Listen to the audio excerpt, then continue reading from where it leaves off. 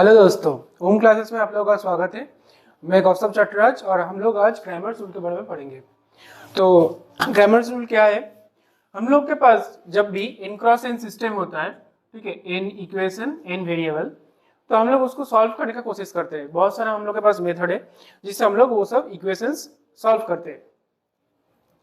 एक तो नॉर्मल अब वेरिएबल मतलब जो इक्वेशन है उसको प्लस 1 2 3 4 ऐसा नाम देकर उसको एक बार 1 - 2 2 - 3 करके उसको इस प्रोसेस में सॉल्व कर सकते हैं। एक होता है मैट्रिक्स मेथड, ठीक है, मैट्रिक्स में रैंक यूज करके कि रो ऑपरेशन मेथड यूज करके उसको जो भी इक्वेशन है उसको सिंप्लीफाई करके उसके बाद ax = b, ax = b, इस मेथड से हम लोग सॉल्व कर सकते हैं। और हम लोग के पास और एक मेथड है जो कि है क्रैमर्स रूल। तो हम लोग आज सीखेंगे क्रैमर्स रूल मेथड यूज करके कैसे एक n क्रॉस n सिस्टम को, अगर पहले तो देखना है कि वो कॉन्सिस्टेंट है कि नहीं, अगर इनकॉन्सिस्टेंट होगा तो सॉल्व नहीं कर पाएंगे हम लोग, या फिर इनफाइनाइट सॉल्यूशन हो रहा है कि नहीं ये भी देखना है। अगर एक सॉल्यूशन है तो यूनिक सॉल्यूशन होगा, तो क्या सॉल्यूशन है उसका सॉल्यूशन का वैल्यू निकालना है। तो ये सब हम लोग आज देखेंगे। तो चलिए प्रोसीड करते हैं। प्रोसेस क्या है? इजी प्रोसेस है, टफ नहीं है, आप फोकस करेंगे तो हो जाएगा। देखिए, मान लीजिए हम लोग के पास एक सिस्टम है a11 x plus a12 y plus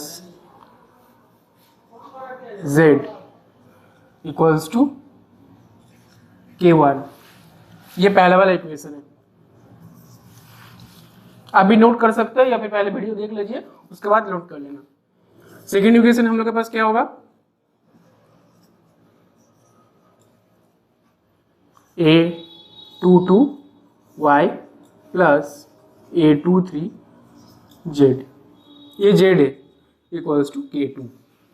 उसके बाद हम लोग के पास है a31 x plus a32 y plus a33 z equals to k3। ये हम लोग के पास हो गया सेकेंड वाला इक्वेशन, ये हम लोग के पास हो गया 3। तो हम लोग के पास क्या देखने को मिला कि 3 इक्वेशन है। ये हम लोग के पास जो पूरा है इसको हम लोग बोलते हैं सिस्टम ऑफ इक्वेशंस। इसको हम लोग बोलते हैं सिस्टम ऑफ इक्वेशंस। तो इस सिस्टम ऑफ इक्वेशन के पास देखिए वेरिएबल्स कितना है, x है, y है, z है। 3 वेरिएबल हम लोग के पास है, 3 वेरिएबल। और हम लोग के पास इक्वेशन कितना है, 1 2 3, 3 इक्वेशन। अब 3 इक्वेशन मतलब 3 क्रॉस 3 सिस्टम है। अब इसको मैट्रिक्स फॉर्म में हम लोग लिखना चाहते हैं अगर, तो क्या लिखना होगा बताइए? ये वाला जो पूरा कॉलम है, ये वाला कॉलम और ये वाला कॉलम हम लोग का मैट्रिक्स बन जाएगा।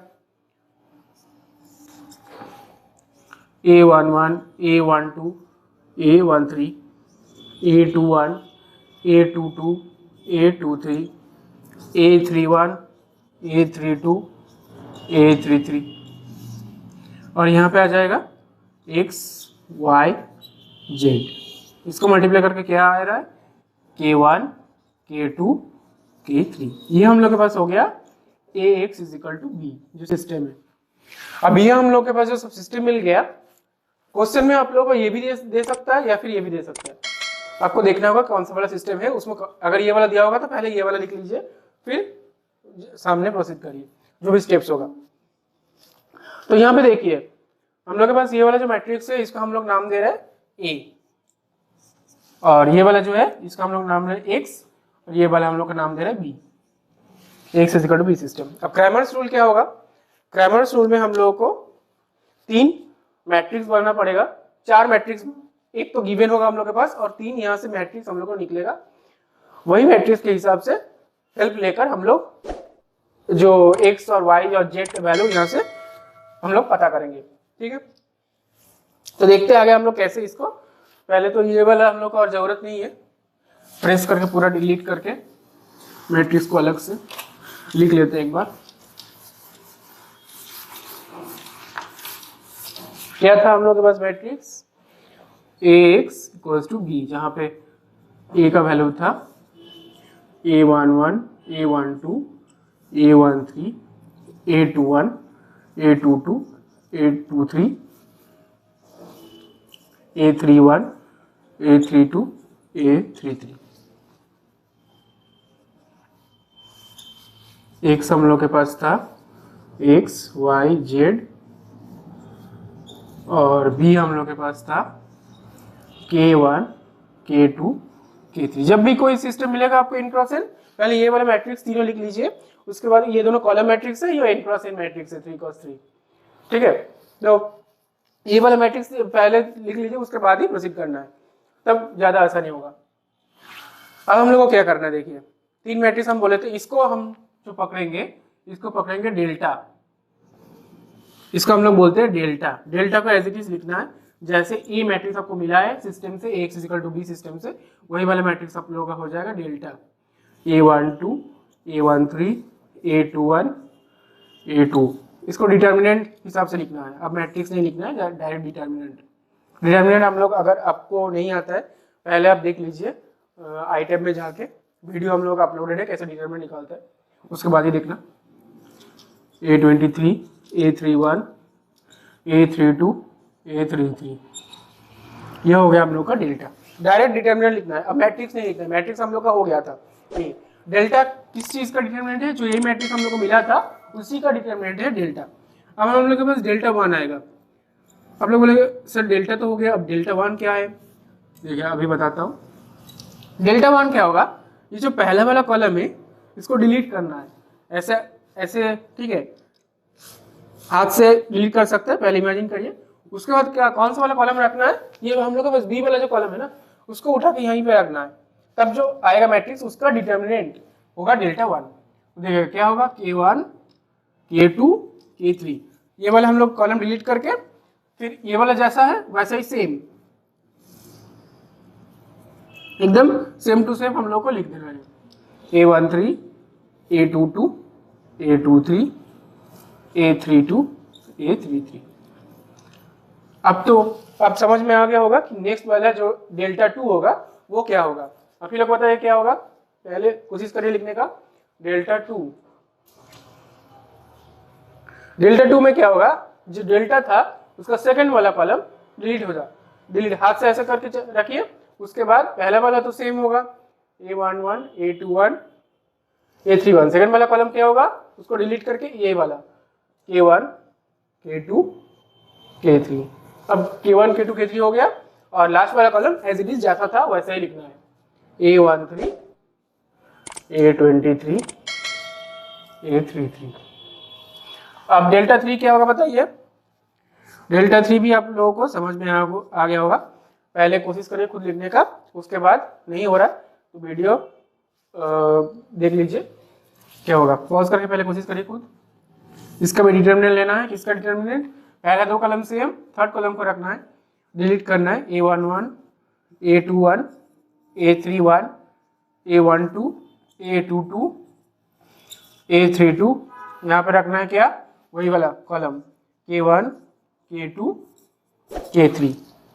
हम लोग के पास 4 डिटर्मिनेंट हम बोले थे आएगा, 4 डिटर्मिनेंट आ गया है, delta, delta 1, delta 2, delta 3, 4 determinant हम लोग के पास है। अब एक्स वाई जेड का वैल्यू क्या होगा, हम डायरेक्ट फॉर्मूला से लिख रहे हैं, ठीक है, उसके बाद जब प्रॉब्लम सॉल्व करेंगे आपको समझ में आएगा कि कैसे होता है। एक्स का वैल्यू क्या आ जाएगा, एक्स का वैल्यू आएगा डेल्टा 1 बाय डेल्टा, मतलब क्या, डेल्टा 1 मतलब ये वाला, ये जो डिटर्मिनेंट है डेल्टा 1, ये वाला डिटर्मिनेंट डिवाइडेड बाय डेल्टा, ये वाला डिटर्मिनेंट, ये एक बार ही लगेगा, एक बार निकाल के रख दीजिए अलग से, चारों डिटर्मिनेंट निकाल के रख दीजिए, उसके बाद x is equal to delta 1 by delta, y is equal to हो जाएगा delta 2 by delta, z equals to हो जाएगा डेल्टा 3 बाई डेल्टा। ये हो गया हम लोग का क्रैमर्स रूल का प्रोसेस कि कैसे x is equal to b अगर फॉर्म में दिया हुआ है या फिर इक्वेशंस के फॉर्म में दिया हुआ, पहले तो आप x is equal to b में कन्वर्ट करिए, उसके बाद देखिए कि डिटर्मिनेंट मतलब a इक्वल्स लिख लीजिए, x is equal to 2 column matrix लिख लीजिए b, फिर डेल्टा लिख लीजिए कि इसका डिटर्मिनेंट a का डिटर्मिनेंट होगा, फिर पहला कॉलम डिलीट करके K1, K2, K3 बी वाला कॉलम जो मैट्रिक्स है वो रख दीजिए, फिर डेल्टा 1 आ जाएगा। वही डेल्टा मैट्रिक्स में सेकंड वाला कॉलम को डिलीट करके बी को रख दीजिए, फिर आ जाएगा डेल्टा 2 डेल्टा वाला मैट्रिक्स में थर्ड वाला कॉलम को डिलीट करके बी वाला कॉलम रख दीजिए, फिर आ जाएगा डेल्टा 3। उसके बाद डेल्टा 1 डेल्टा 1 डेल्टा 2 डेल्टा 3 चारों डिटरमिनेंट आपको निकालना हो गया, ठीक है। उसके बाद जब वैल्यू मिल गया उसके बाद मिलेगा आपको एक्स वाई और जेड का वैल्यू, ऐसे मिलेगा। एक्स का वैल्यू क्या होगा डेल्टा 1 बाई डेल्टा, वाई का वैल्यू होगा डेल्टा 2 बाई डेल्टा, जेड का वैल्यू होगा डेल्टा 3 बाई डेल्टा। अब हम लोग एक एग्जांपल लेंगे, एग्जांपल से आपको समझने में थोड़ा आसानी होगा, और फिर पहले तो एग्जांपल आप कोशिश करिएगा खुद से, और फिर नहीं होगा तो वीडियो से देख के करेंगे। चलिए देखते हैं। हाँ, तो देखिए हम लोग के पास एक सिस्टम ऑफ इक्वेशन है 2x minus Z equal to 1, 2x plus 4y minus Z equal to 1, x minus 8y minus 3z equal to minus 2। अब पहले तो हम लोग को ax equal to b form में लिखना पड़ेगा क्योंकि ये इक्वेशन फॉर्म में दिया हुआ है। तो हम लोग a इक्वल्स टू ये वाला मैट्रिक्स होगा जो 2 y का वैल्यू 0 है, -1 2 4 -1 1 -8 -3 x y z का कोएफिशिएंट लेकर जो है तो कोएफिशिएंट मैट्रिक्स हम लोग लिख लिए। x होगा x y z, b 1 1 -2 इधर वाला। उसके बाद हम लोग चार मैट्रिक्स डिटरमिनेंट हम लोग को निकालना था, डेल्टा 1 डेल्टा 2 डेल्टा 3। तो डेल्टा वाला क्या होगा, ये a का मैट्रिक्स जो होगा उसका डिटरमिनेंट ये -20 आया हुआ है, और डेल्टा 1 क्या होगा, पहला वाला जो मैट्रिक्स है a वाला मैट्रिक्स उसमें पहला कॉलम डिलीट करके b वाला मैट्रिक्स b वाला कॉलम जो है वो डालना है, वो हम लोग के पास आ जाएगा डेल्टा 1।